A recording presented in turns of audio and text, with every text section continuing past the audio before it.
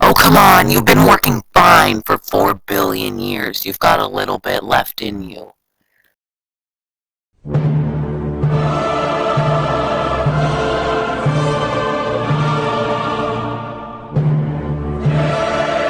Okay, Jerry, the music's a little overkill, don't you think? Sorry, boss. Anyways, hello there, fellow human. I'm just here to make a casual deal with you. Okay, shoot.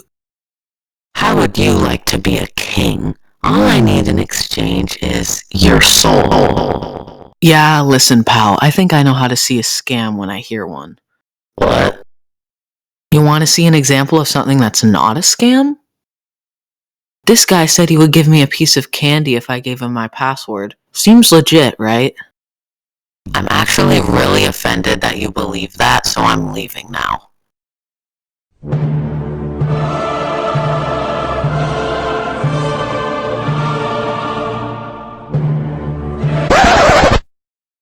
Oh, come on! Well, it's been a while. Sorry about that. But before you get mad at me, I've got a question for you. Have you ever been hacked? It doesn't feel very good, does it? I'm gonna tell you a story about when I got hacked. Before I start this story, you need to know that this hacker was more of a troll, which means that he kind of runs on causing chaos and not so much damage. I was talking to my friend at school and I found out that his Discord account had been hacked. He said that it happened because the hacker created a setup to make him believe that he was breaking Discord's rules.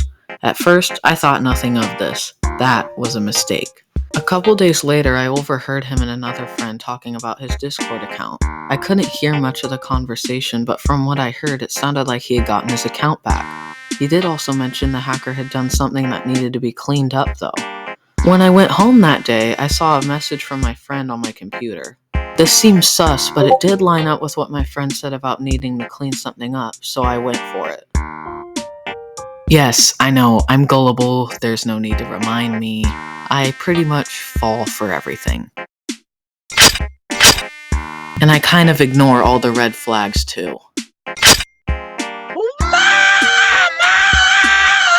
Speaking of red flags, there were actually 3 red flags that would have clearly warned me what I was getting into. Only point, I was a little too stupid to actually see them. But we'll get into those later.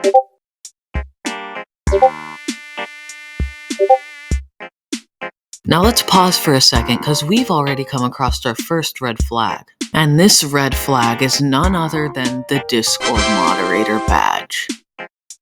We all know that if someone is an actual Discord approved moderator, they'll have a special badge on their profile showing that they are. Unfortunately, the guy I was talking to did not have that. So of course I noticed this, right? Wrong, I completely ignored it. And with one flag already out of the way, this troll was winning. So, as the conversation continued, the moderator asked for a session code, which I got from my friend. Not really suspicious, though.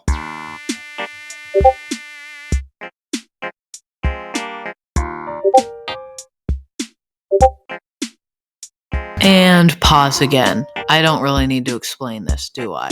And yes, you guessed it, we've already arrived at our second red flag. It says smack dab in Discord's policies that they won't ask you for your password or to change it to anything they told you to change it to.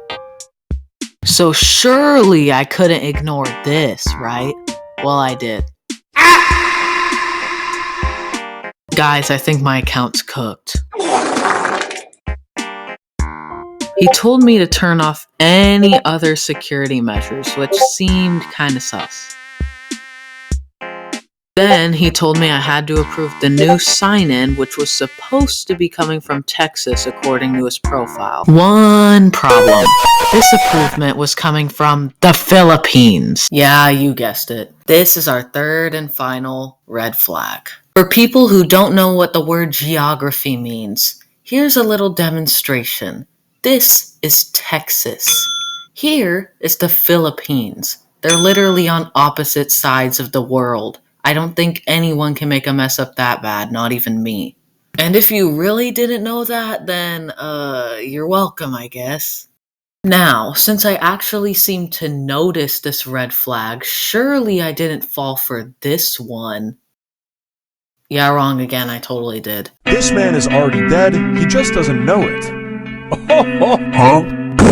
And just like that, it was over. There were no more red flags to warn me.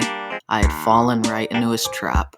But when I tried to log back in, I discovered that 2FA had been enabled on my account. For those who don't know, 2FA provides an extra layer of security and requires a pass key for you to get in. Only problem? The hacker had that pass key. And then the sudden thought I had been ignoring came flooding into my head. What if my friend didn't have his account back? Now I was just like him.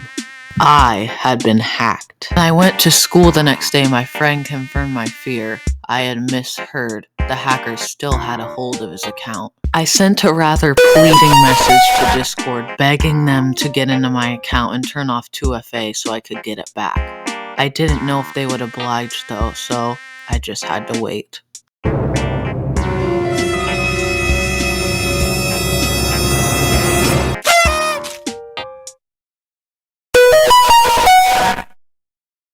Now that Discord had done their part, it was my turn.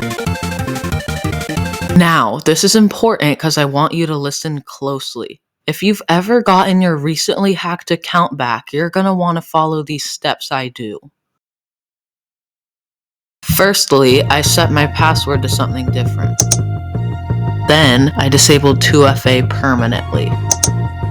Lastly, I logged out of all other sessions on other devices. And just like that, I had my account back. Needless to say, I learned my lesson over that course of days. Oh, I bet you guys thought I was gonna grab the candy. No, I've learned from my mistakes. I'm a new man. Anyways, please subscribe so I don't have to be lonely anymore. Well, so long, Nutter Butters, and see you next time.